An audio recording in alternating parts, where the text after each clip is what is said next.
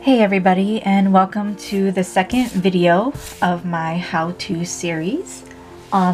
This video is going to be focused more on coloring skin tones.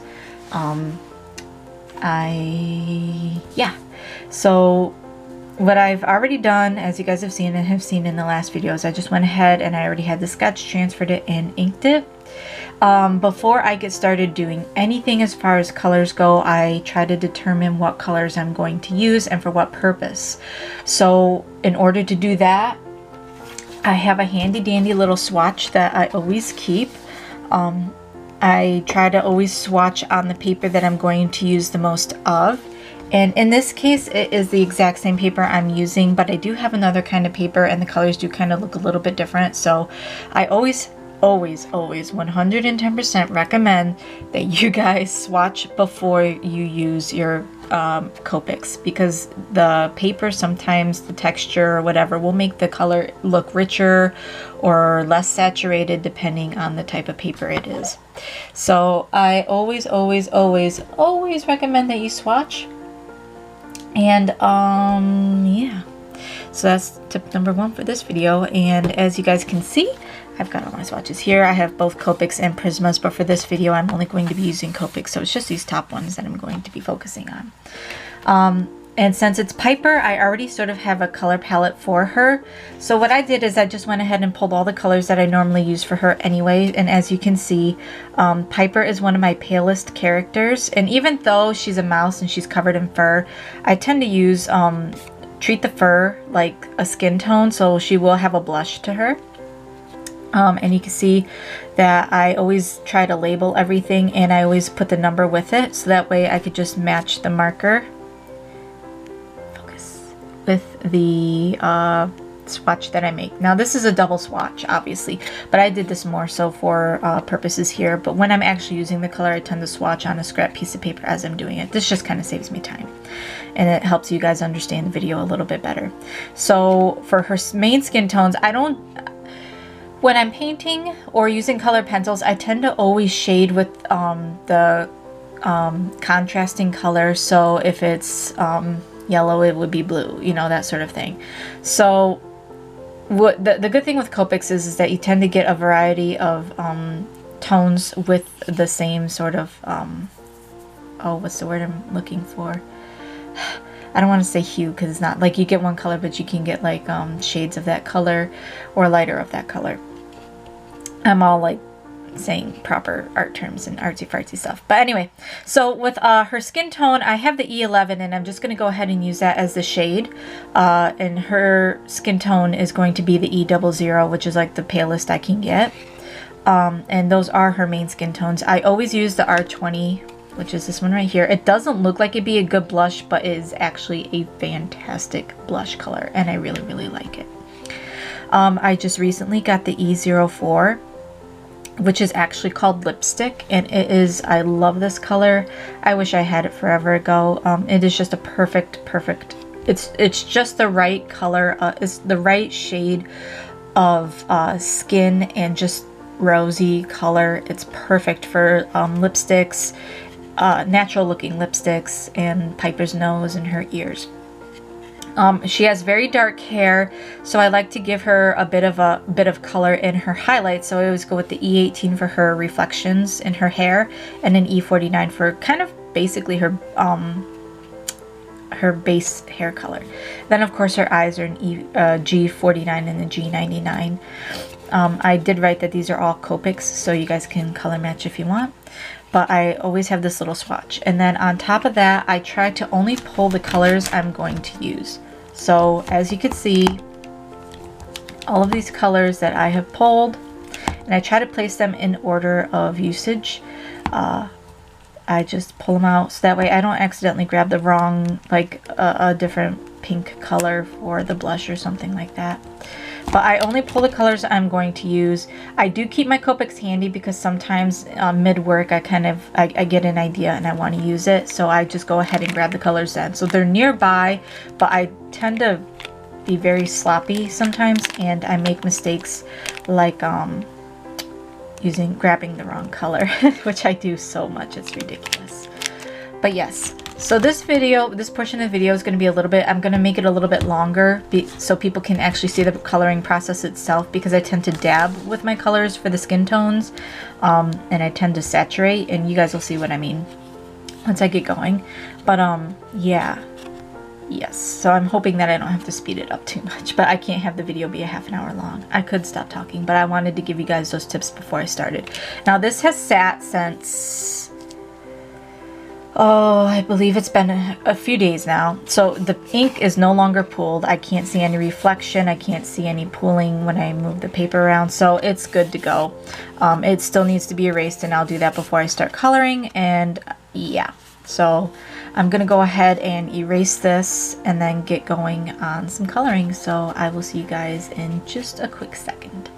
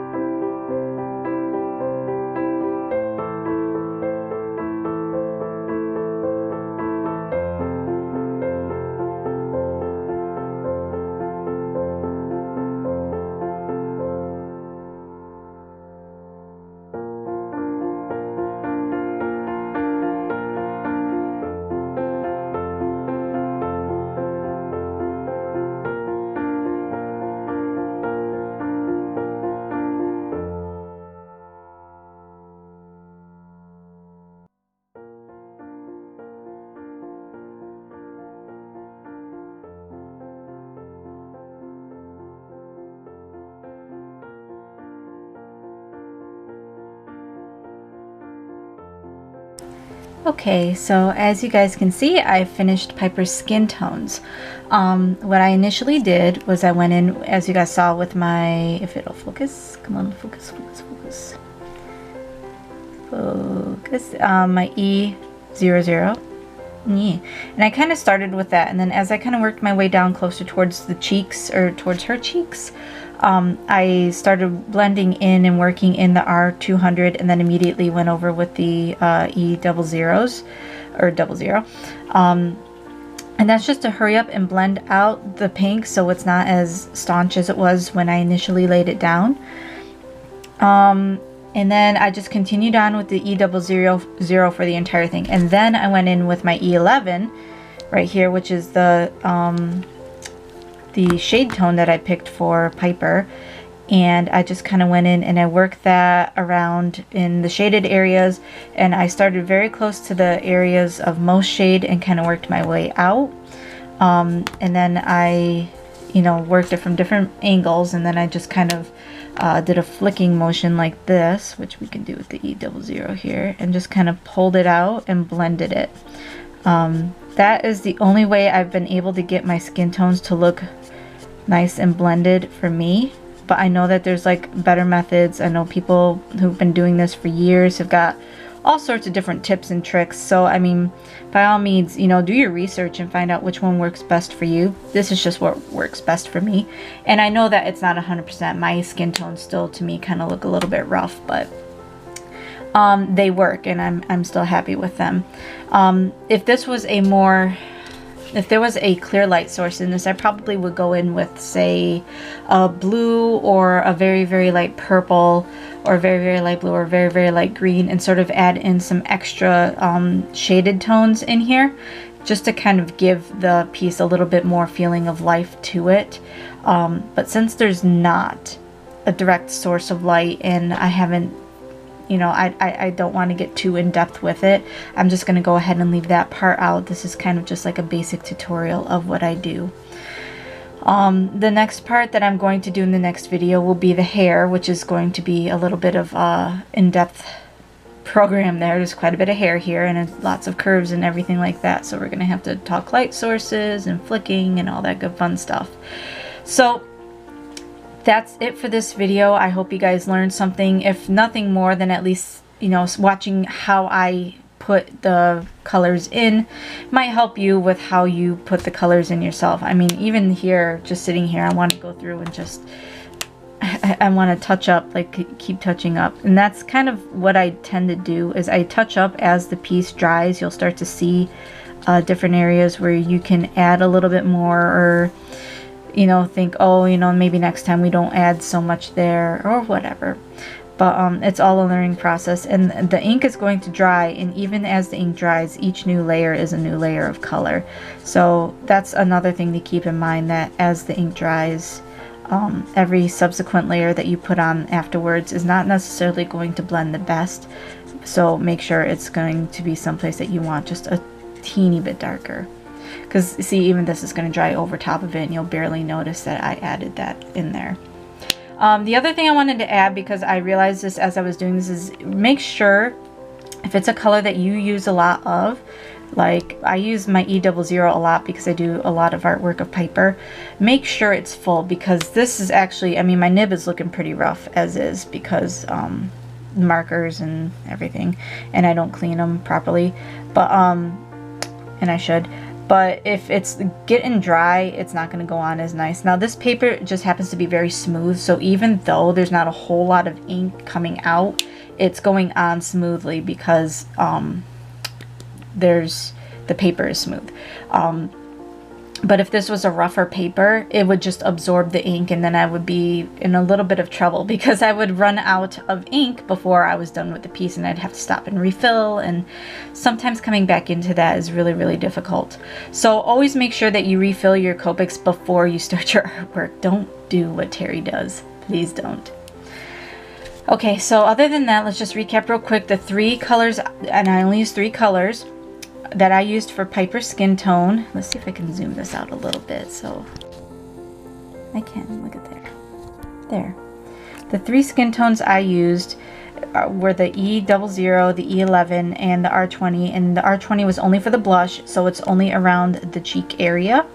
And I do highly encourage you guys to wait for this to dry before you really like make an assumption of, oh, did I do a good job on the coloring? Because once those colors dry and sort of the ink settles, it does look quite a bit different. Because like right now, me looking at this right now in person, it looks fantastic, but looking through my viewfinder, it doesn't look that great. But yes, so that's it for this particular part of the video. The next one, like I said, is going to be the hair, and we will be using the hair colors, the E18 and the E49. But thank you guys for watching. I hope you learned something. I hope I was able to help you guys, and as always, you know, thank you guys for watching, and I'll see you in the next video.